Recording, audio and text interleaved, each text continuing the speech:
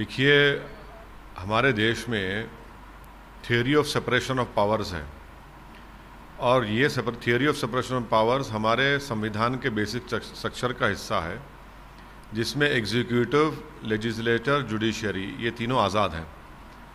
अब ये जो पार्लियामेंट का सेशन होने जा रहा है उसमें सरकार सिर्फ जो ऑर्डिनेंसेस जारी किए थे उनको कानून बनाने के लिए ऑर्डिनेंस ला रही है।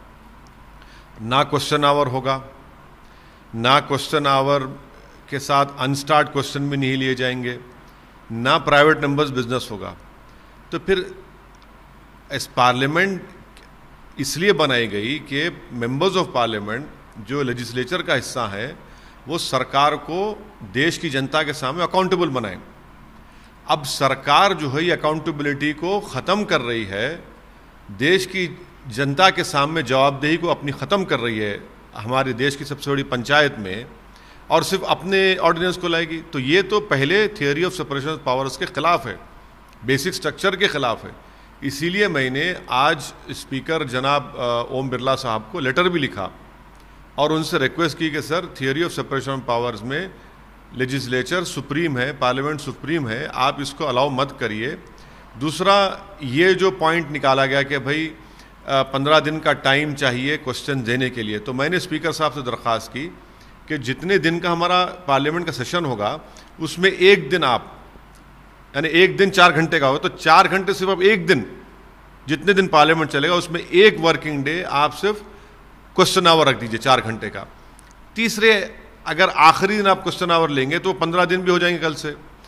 चौथा, हमने स्पीकर साहब से ये बात की रिक्वेस्ट की कि सर, अनस्टार्ट क्वेश्चन लेने में क्यों घबराहट है, अनस्टार्ट क्वेश्चन लीजिए, प्राइवेट मेंबर्स बिजनेस लीजिए। और 1962 में मैंने स्पीकर साहब को वो राज्यसभा डिबेट से बाज़ाब्ता मिनट्स निकाल कर भिजाए हैं कि 1962 में जब भारत और चीन की जंग चल रही थी, उस वक्त की सरकार ने तमाम अपोजिशन पार्टीज़ को बुलाकर एक ऑल पार्टी मीटिंग करके फैसला लिया। यहाँ पर तो आप सिर्फ टेलीफोन करके बता रहे हैं कि हमारा फैसला है। अरे ऐसा कैसा होगा भाई? क्वेश्चन वगैरह अगर नहीं होगा तो फिर सेशन, पार्लियामेंट सेशन बुलाने का मतलब ही क्या है? पार्लियामेंट सेशन की खूबसूरती क्वेश्चन आवर से है। क्या हर एमपी सरकार से सवाल करेगा, और ख़ास तौर से कोविड के दौरान में जितने लेबरर्स, माइग्रेंट लेबरर्स जो मर गए, जो 8 करोड़ नौकरियां जा चुकी हैं, आप क्वेश्चन आवर कैसे बंद करेंगे? इसलिए हमने स्पीकर से रिक्वेस्ट किया कि सर, आप सुप्रीम हैं, आप एक रिवाइज बुलेटिन जारी कर सकते और हमको क्वेश्चन डालने का मौका दीजिए। सिर्फ 0 आवर में बोल, 0 आवर से नहीं है, 0 आवर में अगर हम सवाल उठाते हैं तो सरकार को ज़रूरी नहीं है जवाब देना, सुन लेंगे। क्वेश्चन आवर में हम एक मेंबर को जिसके नाम से क्वेश्चन आता है उसको 2 सप्लीमेंट्री पूछने का राइट है, पूरे हाउस की प्रॉपर्टी होता है वो, तो सरकार को जवाब देना पड़ता है। आज सरकार जवाबदेही से भाग रही है, ये बुज़दिली क्यों दिखा रही है मोदी सरकार? ऊपर ऐप इंक्लूडिंग पबजी बैन किया गया इंडिया में, आपने इससे रिलेटेड ट्वीट भी किया, आपको लगता है कि इससे कोई फर्क? सरकार, ये है ना, सरकार का जो पूरा टेक्निक है वो ध्यान बटाओ टेक्निक है। खुद मोदी सरकार के नेशनल क्राइम रिकॉर्ड्स ब्यूरो ने ये न्यूज़ दी है कि 2019 में, और 2019 में देश का प्रधानमंत्री नरेंद्र मोदी हैं, 2020 में भी वही हैं, 42,480 लोगों ने सुसाइड की, जिसमें से 32,000 तो सिर्फ लेबरर्स थे, 32,000 लेबरर्स थे और 10,280 किसान थे।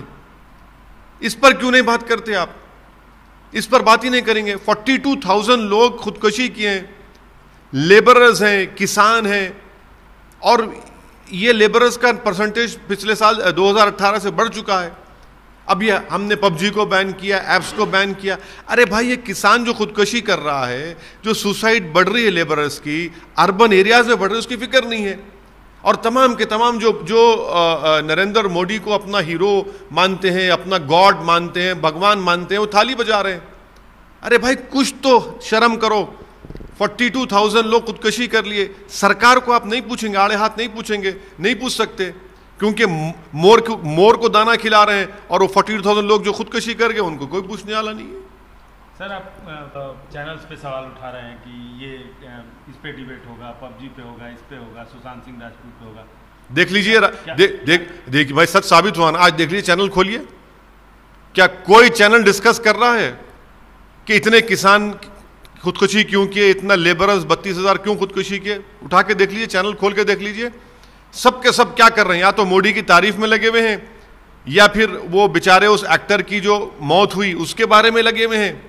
अब बोल रहे हैं कि देखिए मोदी जी ने ऐप को बैन कर दिया। अरे भाई 1000 स्क्वायर किलोमीटर पर चीन घुस के बैठा है, आपको उसकी फिक्र नहीं है।